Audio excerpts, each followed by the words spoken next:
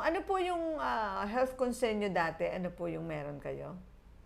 Ginawa ko yung goiter na yun. Eh, palaki ng palaki. Ano pa ako noon, high school. Ano na ako ng konti. Paunti ng paunti. Palaki ng palaki. Hanggang sa napasok ako rito, yun.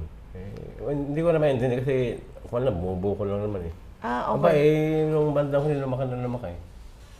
Ngayon napansin ni ma'am na ba't may goiter ka yata? Ba't palaki ng palaki yung mo, sabi sa akin. Subukan mo kayo mag-take ng Miliwil, sabi niya. Kasi wala naman akong iniinom nun na gamot para nun. Binahabayaan ko lang kasi sabi niya lalagpas din yan, nawala din. Palaki ng palaki. Ngayon, nag-take ako ng Miliwil. Halos yun, dalawang pagkakain, pagkagising, dalawa. Bago matulog, dalawa. Pagtanghali, dalawa rin.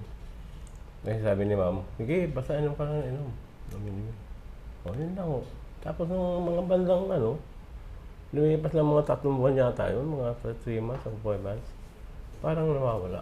Parang nag-tick ulit ako. Sabi ko, ma'am, paano yun, medyo gumaganda yung gamot na Miliwil na yun. Yun. Yun, hanggang ngayon, okay na, hindi na ako uminom. May lang, vitamins lang naman yun, vitamins. I see. So, ulitin ko lang yung kwento mo. Elementary pa yon nung may nagsimula dyan, kamo? Pumapasok ka pa lang? Oo. High school. High school, sorry. So, ngayon, ilang taon ka na noong nag-take ka ng Miliwil? Ito lang bandang huli yun, yung napataon. Ilang taon ka na po ngayon, if you don't mind po? 60 plus. 64. So, 60 plus. So, grabe, ilang dekada mong bukol yung dito mo. Oo, kasi kung high school. High school pa ako, high school, meron na ako nun Oo, so mga teenager ka noon. Palit, maliit pa lang noon.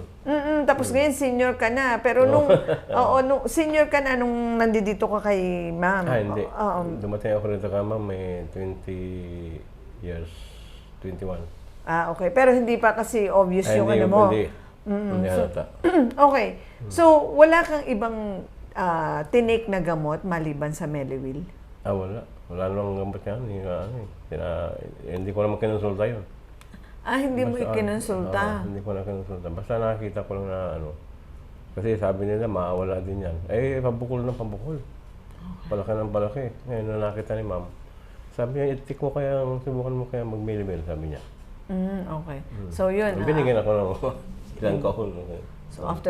So, ang tinake mo noon, 2 capsule umaga, tanghali, hapon. Para 3 times a day. Hindi ko nakalimutan yun. Basta hindi tinitik ko yun. Wala ka namang ibang naramdaman na side effects niya kung meron man? Wala naman? Wala naman. Wala naman. So, kumbaga after noon, ayan, wala na, nagulat ka ngayon, wala na siya. Totally po, wala na talaga. Kung meron, hindi pa yan natutunaw ng Miliwil, yung goiter mo, ano yung epekto sa'yo? Yun, ang hirap magsalita. Tapos ang hirap nung gano'n huminga ako. Talagang umanga ako para makahinga.